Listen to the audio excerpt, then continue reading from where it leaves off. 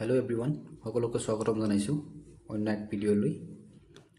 আজি আমাৰ যোনটো চেপ্টাৰ আমি লাষ্ট ক্লাছটোত পঢ়িছো এটা চেপ্টাৰ নাম্বাৰ সিস্টেমৰ বিষয়ে পঢ়িছো। এতিয়া আজি আকৌ অন্য এটা নতুন চেপ্টাৰ লৈ আহিছো। আশা কৰোঁ এইটো ভিডিঅ' ভাল পাব। এইটো হ'ল LCM আৰু HCF, ঠিক আছে। LCM আৰু HCF, লয়েষ্ট কমন মাল্টিপুল আৰু হাইয়েষ্ট কমন ফেক্টৰ, ঠিক আছে। লগতে ষ্টাৰ্ট কৰোঁ। এতিয়া ফাৰ্ষ্টত LCM ষ্টাৰ্ট কৰিব গৈ আমি মাল্টিপুলৰ বিষয়ে জানিব লাগিব। মাল্টিপুল কি হয়? সাপোজ এটা সংখ্যা লৈছোঁ 12, 12ৰ মাল্টিপুল কি? মানে গুণ 12 1 12, 12 2 24, 36 48 60 এনেকৈ গৈ থাকে ন। আৰু মাল্টিপুল অফ 16 যদি লওঁ 16 32 48 এনেকৈ গৈ থাকিব, ঠিক আছে। এতিয়া ইয়াৰে পৰা 12 আৰু 16ৰ ভিতৰত যোনটো মাল্টিপুল ওলাইছে তাৰে কমন কোনটো আছে? দুইটাতে যাতে 12টো আছে 16টো আছে, সেইটো কি হয়? সেইটো চাওক, এইটো সংখ্যাটো 48, এইটো 12টো আছে 16টো আছে। কমন কি হ'ল আমাৰ 48। আৰু কিবা কমন আছে নেকি? এইখিনিত আৰু কমন নাই, ঠিক আছে। তো এইখিনিত কমন কি ওলাল? 48 ওলাল। তো এই 48টোৱে 12 আৰু 16ৰ কি হৈ যাব? LCM হৈ যাব, ঠিক আছে। এতিয়া LCMটো কি হয়? যে LCM of XYZ is the smallest number which when is divided by XYZ। মানে কি? LCMটো এটা সাপোজ XYZৰ LCMটো কি হ'ব? সেই সৰু নাম্বাৰ যোনটোৰ দ্বাৰা নেকি XYZটো তিনিওটাই ডিভাইড হয়। তো এইটো হৈ গ'ল আমাৰ LCM। এতিয়া আমি পঢ়িম HCF, মানে হাইয়েষ্ট কমন ফেক্টৰ। যেহেতু নামটোতে ফেক্টৰ আছে তো আমি ফেক্টৰৰ বিষয়ে জানিম। এতিয়া 12ৰ ফেক্টৰ কি হৈ যাব? মানে 12 কি দি হৰণ যায়? 1 দি যায়, 2 দি যায়, 3 দিও যায়, 4 দিও যায়, তাৰপিছত 5 দি নাযায়, 6 দি যায়, আৰু কি দি যায়? 12 দি যায়, ঠিক আছে।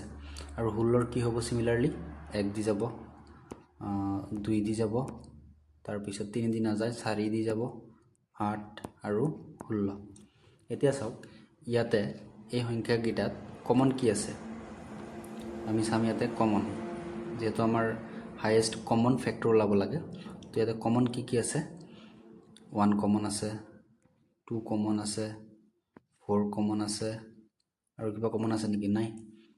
তো কমনকেইটা কি কি? 1 2 আৰু 4। কিন্তু আমাৰ ওলাব লাগে কি? Highest common factor. তো ইয়াতে হাইয়েষ্ট কোনটো হ'ল? কমনত 4টো হাইয়েষ্ট হয় নহয়? তো এইটো কি হৈ যাব? HCF হৈ যাব, ইজি। এতিয়া আমি নেক্সট চাম। এতিয়া দুই ধৰণৰ মেথড আছে, এটা হ'ল ডিভিজন মেথড আৰু হ'ল ফেক্টৰাইজেশ্যন মেথড, ঠিক আছে। এতিয়া ডিভিজন মেথডটোত সাপোজ আমি দুটা নাম্বাৰ, এইটো বহুত ইম্পৰ্টেণ্ট হয়। সাপোজ 12 আৰু এটা হ'ল 16, এই দুটা ডিভিজন মেথড ওলাই আমি ডিভিজন মেথড ইউজ কৰিম এইটো HCF ওলাবৰ কাৰণে, ঠিক আছে। তো আমাৰ ফাৰ্ষ্টত কি দি হৰণ যাব? দুইটাতে 2 দি যাব 6 বাৰ, আৰু ইয়াত কিমান? 8 বাৰ। আকৌ কি দি যাব?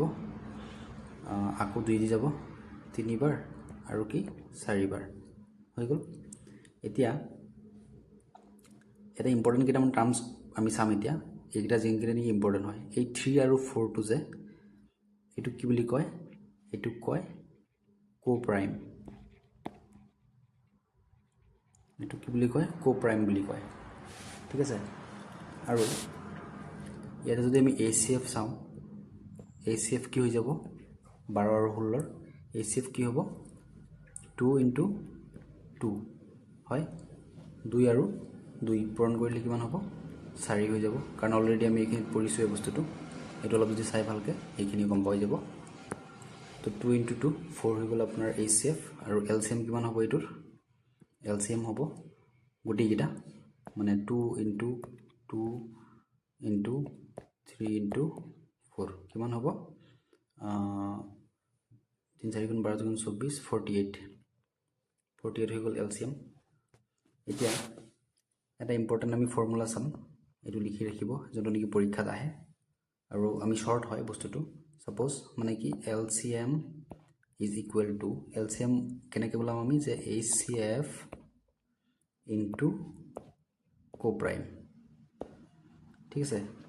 কো প্ৰাইম এই ফৰ্মুলাটো মনত ৰাখিব এইটো বহুত ইম্পৰ্টেণ্ট হয় কেতিয়াবা মানে আমাক HCF দি দিয়ে আৰু কো প্ৰাইম দি দিয়ে LCM ওলাব দিয়ে তো এইটো আমি আগত কৰিম এনেকুৱা সলিউশন তো এইটো হল কো প্ৰাইম উলিয়াই LCM উলিয়াৰ ফৰ্মুলা তো এইটো কি ডিভিজন মেথড ইউজ কৰি পেলাই এতিয়া হ'ব আকৌ কি এটা নেক্সট প্ৰাইম ফেক্টৰাইজেশ্যন মেথড ঠিক আছে প্ৰাইম ফেক্টৰাইজেশ্যন মেথডত আমি কি কৰিম সাপোজ দুটা এক্সাম্পল লওঁ 12 এটা ললো আৰু 16 এটা ললো 12 আমি কি লিখিব পাৰো অলৰেডি আমি যে লিখিছো আগত 2 স্কয়াৰ ইনটু 3 লিখিব পাৰো হয় মানে 2 2 গুণ 4 3 গুণ 12 আৰু 16 কি লিখিব পাৰো সৰি 16 লিখিব পাৰো আমি 2 টু দি পাৱাৰ 4 মানে 4টা 2 আছে তো ইয়াতে LCM কি হ'ব আপুনি যিকোনো এটা ফৰ্মুলা মনত ৰাখিলে হ'ল হয়তো ডিভিজন মেথড মনত ৰাখিব নহলে কি প্ৰাইম ফেক্টৰাইজেশ্যন মেথড মনত ৰাখিব যিকোনো এটা মনত ৰাখিলে আপুনি ওলাব পাৰিব LCM HCF যিকোনো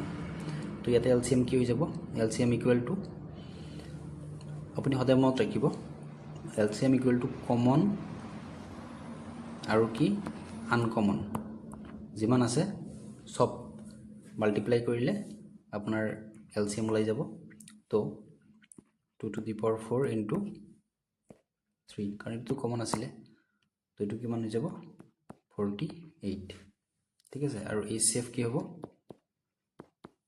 HCF equal to common into smallest ঠিক আছে কিয় কাৰণ আমাক এটা মনত ৰাখিব হাইয়েষ্ট কমন ফ্যাক্টৰ কিন্তু লমামুখি লোৱেষ্ট স্মলেষ্ট তো এটা লোৱেষ্ট কি আছে 2 স্কয়াৰ 2 2 গুণে 4 হৈ যাব আমাৰ HCF আগুৰ বুজি পাইছে অলপ ভালকে চালে আপুনি গম পাই যাব ইজি হয় বস্তুটো আৰু এইবিলাক বস্তু কিন্তু পৰীক্ষাত আহিয়ে থাকে সিটেটো এতিয়া আমি কিছুমান কোৱেশ্চন চাম এতিয়া ফাৰ্স্ট কোৱেশ্চনটো কি আছে যে if the ratio of two number is 2:3 দুটা নাম্বাৰৰ ৰেশিও কিমান 2:3 আৰু LCM দিয়া আছে 54 LCM find the sum ওলাব লাগে আমাক ঠিক আছে sum of the two numbers তুমি তো কেনেকৈ কৰিম আমি অলৰেডি আগতে পঢ়িছো ফৰ্মুলাটো কি পঢ়িছো যে LCM is equal to HCF into ratio নহলে ৰেশিওক আমি কি বুলি পঢ়িলো আগত কো প্ৰাইম বুলি পঢ়িছো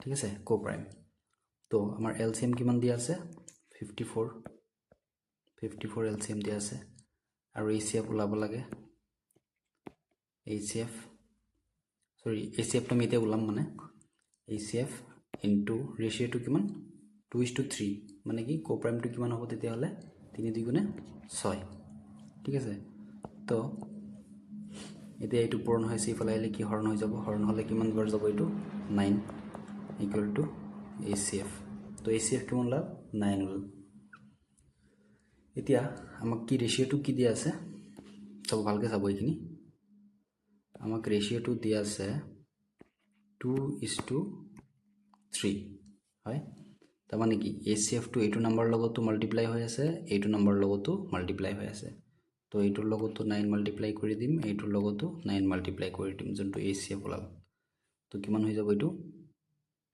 18 ওলাই যাব আৰু এইটো 27 হৈ যাব ঠিক আছে আৰু এই দুটা এতিয়া আমি কি কৰিম প্লাস কৰি দিম প্লাস কৰিলে কিমান ওলাব 45 তো sum of the number is কি 45 কাৰণ আমাক sum ওলাব দিছে sum of the number তো এই নাম্বার দুটা ওলাই গল এই নাম্বার দুটা প্লাস কৰি দিলো প্লাস কৰি দিয়াৰ পিছত কিমান হল 45 তো 45 is the correct answer আগৰ বুজি পাইছে তো এইটোৰ 45 টো answer next sum 3 numbers are in the ratio 2:3:4 ঠিক আছে তিনটা নাম্বার 2:3:4 রেশিওত আছে if their LCM is 240 LCM দিয়া আছে কিমান 240 find the smallest number সৰু নাম্বাৰটো ওলাব লাগে smallest ওলাব লাগে ঠিক আছে তো smallest ওলাও আমি তো সাপোজ আমি এটা ধৰি ললো কি HCF টো ধৰি ললো কি ধৰি ললো HCF equal to x ৰেশিও কিটা লিখি ললো বহুত সিস্টেম আছে এটো ফোনতো ইউজ কৰি ওলাব পাৰে 2:3:4 ৰেশিওটো ওলাই গল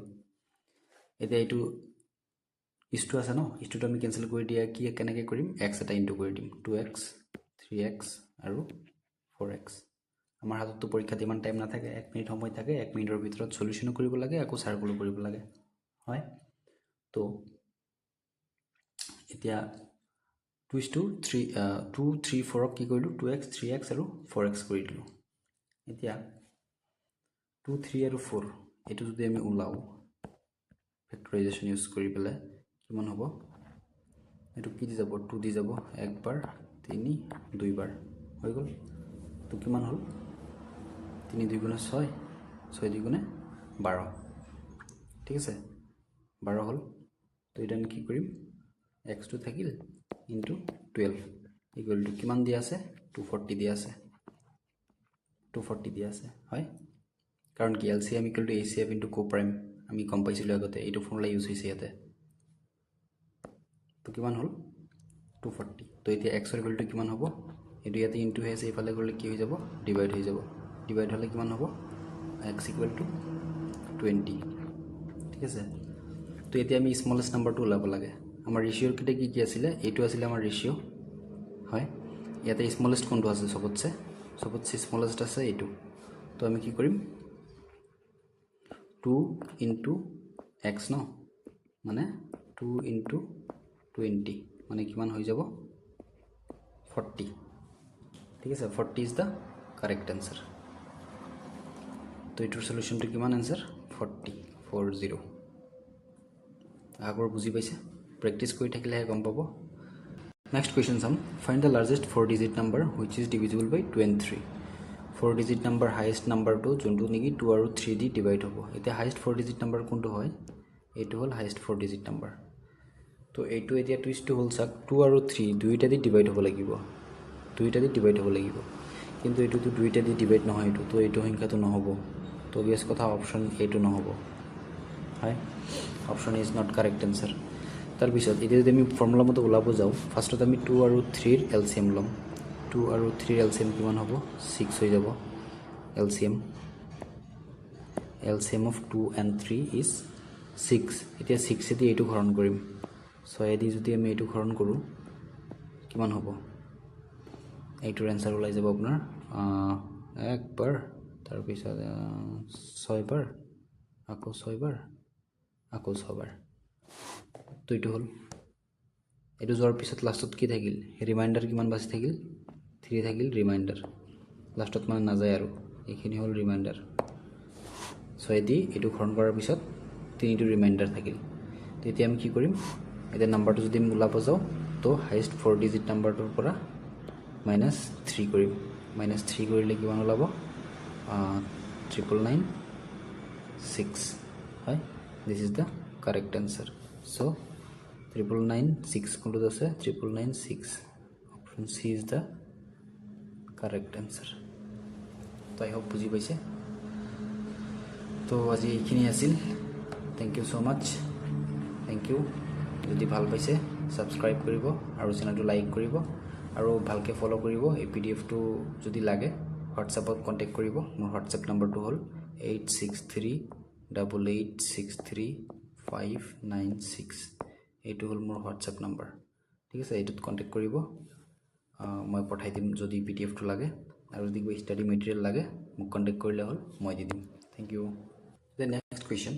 Two numbers are in the ratio of 3:4. 3:4 ratio দুটা নাম্বাৰ আছে আৰু product কি product of their LCM আৰু ACF কিমান আছিলে 2028 মানে ইহত দুটাৰ LCM আৰু ACF ৰ product কি 2028 তেমক কি ওলাব দিছে what is the sum of the numbers ইগৰা যোগফল কিমান হ'ব হেতু ওলাব দিছে তো আমি সিম্পলি আমি ফাৰ্ষ্টত এটা বস্তু জানি থম আমি স্টাৰ চিন দি যে LCM into ACF is equal to কি first into second number প্ৰথম সংখ্যা আৰু দ্বিতীয় সংখ্যা পূৰণ কৰিলে LCM আৰু ACF ৰ পূৰণফলৰ সমান হ'ব তো এতিয়া আমি চাও ইয়াতে কি দিয়া আছে ৰেশিওটো 3:4 দিয়া আছে হয় ৰেশিওটো উঠাই দিলে কি 3x আৰু 4x হৈ যাব আৰু এই দুটা যদি আমি পূৰণ কৰো কিমান হ'ব 12x স্কয়াৰ হৈ যাব তো ইহতৰ ৰেশিওটো কিমান দিয়া আছে 2028 দিয়া আছে মানে a2 equal to 2028 হয় according to question যোনটো দিয়া আছে 2028 তো ইয়াৰে পৰা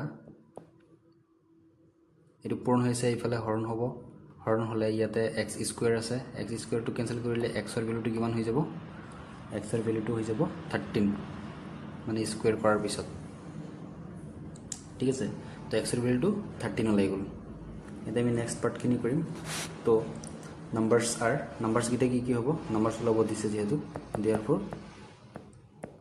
নাম্বাৰ্ছ আৰ কি হ'ব 3 into 13 plus 4 into 13 কেনেকৈ হ'ল কাৰণ 3:4 ৰেচিঅ'ত আছে আমাক অলৰেডি দিয়া আছে 3:4 ৰেচিঅ' আৰু নাম্বাৰটো কিমান ওলাইছে 13 ওলাইছে 13 যোনটো নিক অলৰেডি ইয়াতে ওলালে তো এইটো যদি আমি সলিউশন কৰোঁ কি হৈ যাব 91 আৰু যেহেতু আমাক সাম ওলাব দিছে সেইকাৰণে আমি ইয়াতে প্লাছ কৰিছোঁ তো এইটো হ'ল কাৰেক্ট আনসাৰ প্ৰেক্টিছ কৰিলে পাই যাব আৰু এই ফৰ্মুলাটো লিখি ৰাখিব ঠিক আছে